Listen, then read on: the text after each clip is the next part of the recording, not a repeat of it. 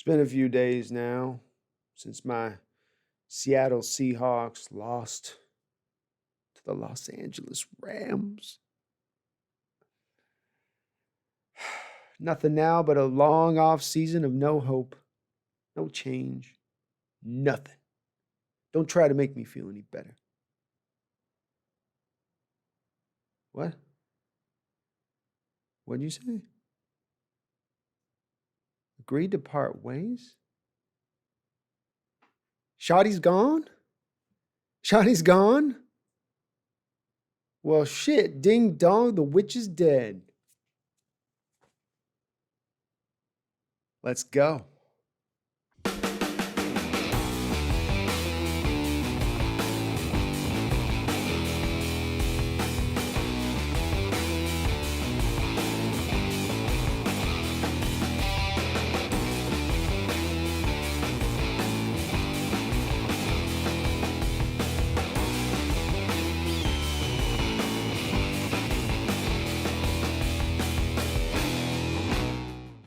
Hello, and welcome to the Hawks Nest. My name is Brandon. I appreciate you as ever for watching. I'm sure many of you are out there in the similar state as me right now. You're licking your wounds between the feathers, trying to come to grips with what happened. And I mean, this loss hurt. I can see it out there. I can feel all of your pain. I see it in the comment sections on my video, Twitter and Instagram and YouTube, all over. You can really feel that this loss hit in a different way for folks. It struck just right down there in the gut. I relate it to almost like a nut shot for men. For my female audience out there, it's a bit hard to relate, but you get hit in the nuts and it hurts initially, and oh boy, that hurt. That was right on number 2. And you sort of bend over and you go, but I can handle this. And then about 3 seconds passes and in comes that second wave. And sometimes you can almost literally find yourself on your knees. And this loss has felt kind of similar to me. It hurts. Another missed opportunity lost, another season loss that you had everything in your hands, one of the weaker schedules in the league outside of your division, everybody relatively healthy, as opposed to last year where you were a walking wounded unit by the time you got to Lambeau. At least we do get some good news here today. I think the size of the good news it is what we've got to debate in this episode. And that is that offensive coordinator Brian Shottenheimer has been let go after 3 seasons with the Seattle Seahawks. He was brought in as a guy who, after Coach Bevel was let go to move on to the Lions and eventually become their head coach, he was a guy brought in to sort of teach Russell Wilson the master class of quarterbacking, take him up another notch in his understanding and knowledge. And there seemed to be some signs of that. You saw a great growth from the first to second year, which is what you usually expect with offensive coordinators. The first year, they're feeling their guys out. Each side's feeling each other out. By the second year, you're really clicking and rolling. And then you'd hope by this year, year 3, there's an explosion. Instead, there was a regression, an inexplainable regression in so many respects. As I said about the injury situation, injuries weren't bad. And I know there's a big part of the fan base hammering the offensive line because of this last pass game and a couple of games at the back end of the schedule against some tough defensive lines. But they actually pass blocked relatively well this year. Upper level. Top 15, definitely, maybe even top 10. So it's hard to explain. But you could already see this firing start to come with the press conferences of Russell Wilson and Coach Carroll at the end of the season. Both of them speaking to a lack of adaptation. And when they speak to the lack of adjustments, well, that's going to go right to the coordinator, isn't it? And in some ways here, I feel he's a little bit of a scapegoat in this situation. Not that he's not part of the problem.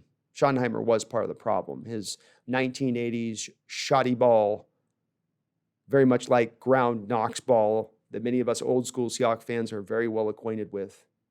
So the thing about you young folks, you don't understand, we saw this same offense not only in our head coach and how he ran in the 80s, but in the team that we played twice a year in the AFC West, the Kansas City Chiefs. And Schottenheimer's offense, even back then to my young eyes, was simple, predictable, just the sledgehammering running style up the middle, not a lot to the edges. That's why you got Okoye there. That was his wet dream, Schottenheimer's, his dad. So I didn't like the hire at the time when they brought him in. I've still not liked the hire really throughout, despite the fact that I think he has at least even marginally taken Russell a little bit of a step forward in his understanding of the quarterbacking position. But those old things remain. The 1987 offense, the lack of imagination, the lack of disguising things. Here, we're just going to come out here in the set and we're going to show you what it is, and that's what it's going to be. Very easy to then predict, very easy to film study for. As former running back Robert Turbin said recently about it, just there's no sauce to the offense. Super simple. But why I'm reticent to believe that this is the fix-all, that now it's all good, everything's done. Russell Wilson's now fixed. Coach Carroll's going to be able to concentrate back on that defense. It'll double down and get even better. We'll have this new dynamic young mind who will come in and he'll just let Russ cook. Wah, wah, wah. Because now we've also got comments from Coach Carroll talking about the fact that they need to go back to the running game. They need to dial back down into being more conservative, back into that rushing attack, more explosive, more effective, I think was the words he used. But more is the key word here. Back to the 53% running the ball, 47% passing the ball. I have always believed that's Coach Carroll's silent ideal that he'll never tell anybody at parties. But when he tucks himself into bed at night, 53% run, 53% run. The problem here with making Coach Shottenheimer the end-all, be-all to the offensive woes from last season is that you end up in many ways still just dealing with a symptom and not the root cause. Because as bad as Shottenheimer is, and he's bad, he's still a symptom. Because at the end of the day, you've got to take into account here in this situation, Coach Carroll and his input in this process. Because Coach Carroll, in his hubris and great ego, seemingly believes that he not only is such a mastermind at football that he can master the defensive side of the ball and become a lead in that respect, but that he is also almost equally adept at the offensive side of the ball. Or at least so you would think by just sort of the general stories you get about him having his input in on the offense and what he wants to see and done. I think this is a little unusual for coaches, especially in the modern era. I think most of them let those offensive coordinators become those great maestros because this is what they're doing is setting up a defense. It's hard enough with the chess game going on between the two coordinators as it is, and you're setting things up for just a key moment and a key play, like let's say a 3rd and 1. You look at the last past game, and probably one of the most important plays in the game, if not the most important game, as many have pointed to, is the situation where Seattle's coming into it with a 3rd and 1. Damian Lewis gets injured, the right guard. He's walked off the field. There's a lot of time there, plenty of time for Shottenheimer and Carroll and everybody to figure out what play we're going to call here. Well, now we're getting reports from the reporter Joe Fan that there was some argument going back and forth between Shottenheimer and Carroll as to what the play should be. This is why I say root cause. Because when you look at the situation here, you've got your offensive coordinator like a maestro with his symphony in front of him. And he's got all the band in every different spot, his wind, his chimes, his drums, everything. And he's doing his Beethoven.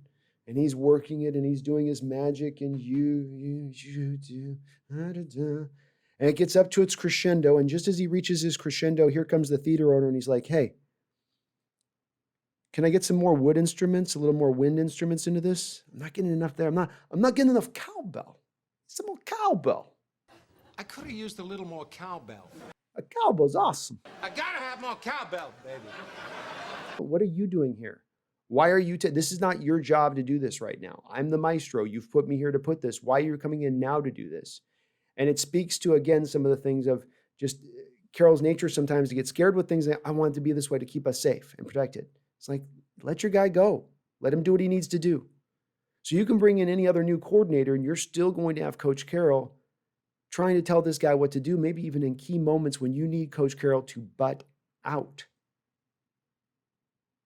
Because as we saw in that play, what happened? The fighting happened. They don't even get up to the line of scrimmage. You run out of time with the time clock, despite the fact you had a player leave the field injured, so you have a lot more time to get to that play. They get to a 3rd and 6. They don't convert. Game over. In addition to this, and I don't mean to be a wet blanket here. Please don't take it for that because I do have a lot of optimism in this. But in addition to this, now we're hearing that Coach Carroll plans or intends to double back down on that running game. We got to get more effective at that, I think is the words he used. We're going to do more. We're going to get on that more.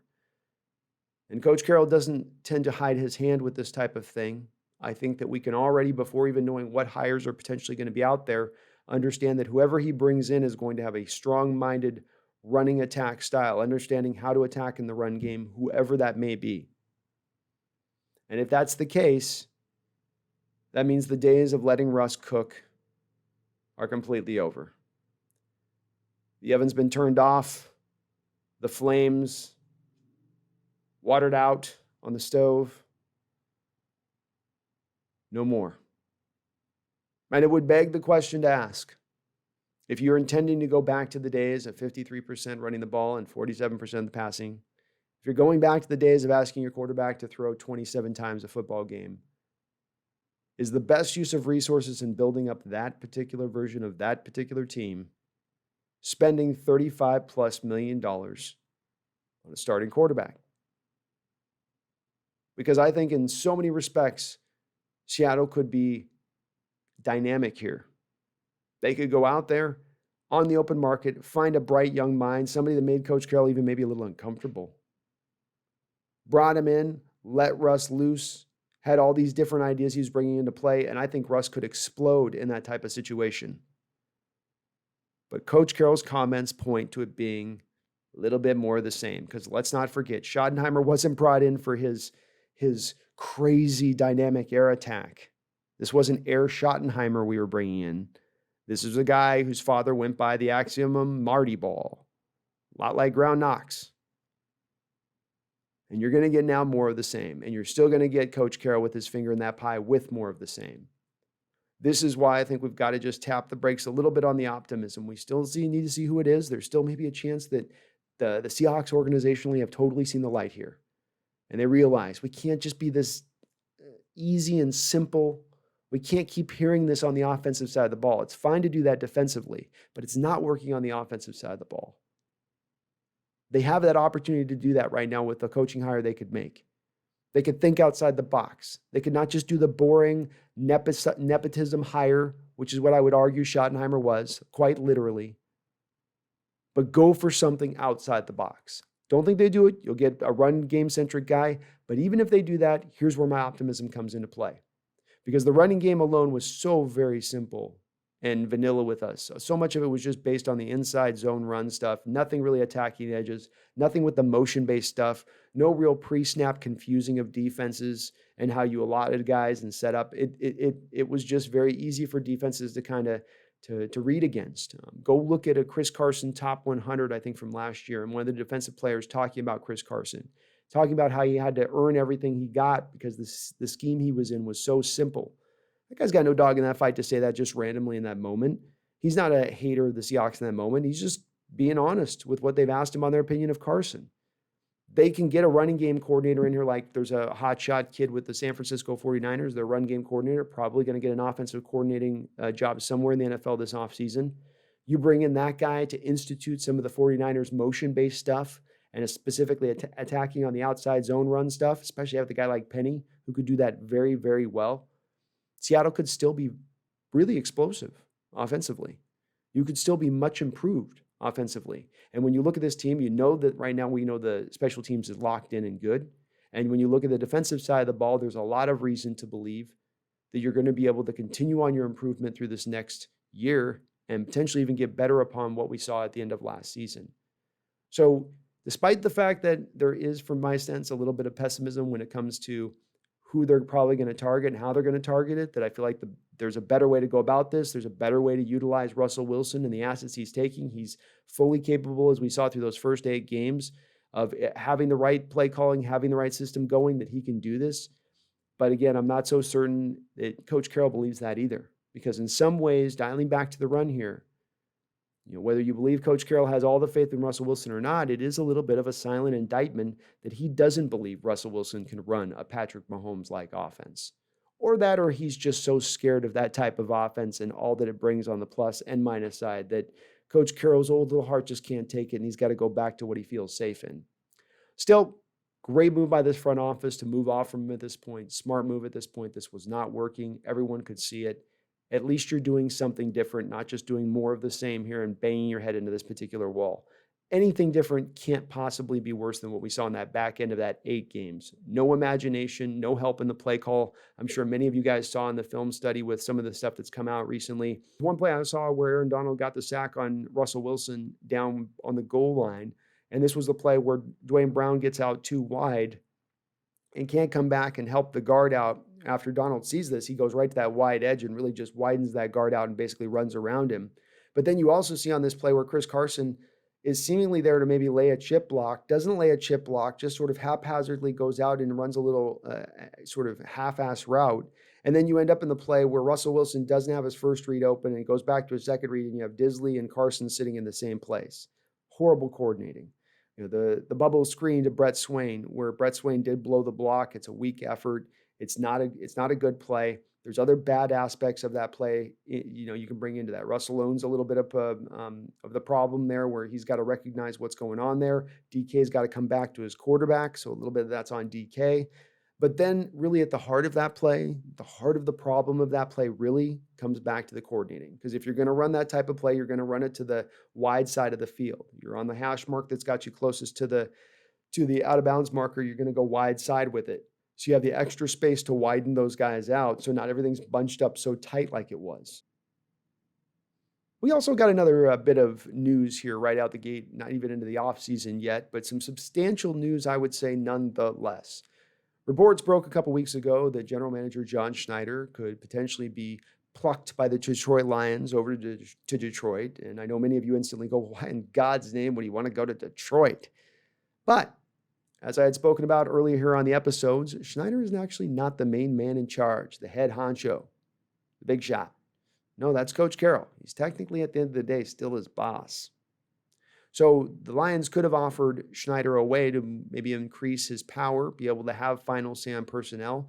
And much like I've talked about with the offensive coordinator and Coach Carroll putting his fingers in that pie, how much too does he have in his say and sway when it comes to personnel? How much does he really allow for Schneider to make the final call on those players? Or how many times does he sort of override that? And the reason I say that this is an interesting point is because Lions very much would have offered that. There's no doubt about that. This is Detroit we're talking about here. But was Seattle willing to offer that? Was Schneider able to go back to Coach Carroll and say, Carroll, I'm loving it here. I want to be here for the rest of my career. I love working with you.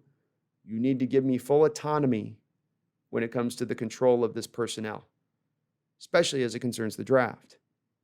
I would not be the least bit surprised if we find out in this contract extension that he gained just that and that Carroll relinquished some of that, potentially on maybe some of the misses that he's had recently in the drafts that potentially were Carroll coming in and saying, I want that one. LJ Collier. LJ Collier. Hopefully this is the way it is. Again, maybe I'm just trying to feel optimistic here in my misery and suffering. But I think it's a great deal nonetheless that we did re-sign Schneider. He's not the perfect general manager. He's not bulletproof. He's got his mistakes. But I like the guy, especially when he's being aggressive. I like his go-for-it mentality. I like the fact that he'll make a trade work and find a way to work it through. Look at the Dunlap trade midway through the season. And not only the impact of that guy, what he brought to the football field, but how he was able to move his contract around to fit him within and how he was able to then get him locked in here to the next season as well with it. Very nice to see from him as far as just, again, shows how he can roll as a general manager. I really hope he got that control in this contract. I hope Carroll let that go. Coach Carroll's got his hands full right now with making sure his defense isn't the crap show that we saw through the first 8 weeks of the season last year. I would hope that he would just double down on concentrating on that and let the other guys do their job. All right, that'll about do it here for us today. I really do appreciate, as ever, you watching. If you're not already subscribed, what are you doing? What are you waiting for? Hit that subscription. Hit the like button. It doesn't cost you anything. Helps me grow immensely. We just doubled our growth in our second year as a channel. But did you know that nearly 95% of my viewing audience is not subscribed? So please do. Helps me out. And I do appreciate it. I want to say thank you and a shout out to all of my mods in the live stream throughout this year. I had so much fun after every game, win, lose, or draw. It was always great in the chat. And part of the reason it was great in the chat is that they kept the trash cleaned out. Kept them trolls under the bridge where they belong. And I really do appreciate all of your guys' hard work with that. Sometimes it is a lot of work when we get them in there. We had a ton of New York fans in after the Giants game. It felt like half the Bronx was in the chat. I really do appreciate all of you guys and the God's work that you do for me in that respect. We'll get a more of a consistent stream guide / schedule up here soon. But other than that, thank you for watching. And don't any of you ever forget. Don't you ever forget. That's right. Go Hawks.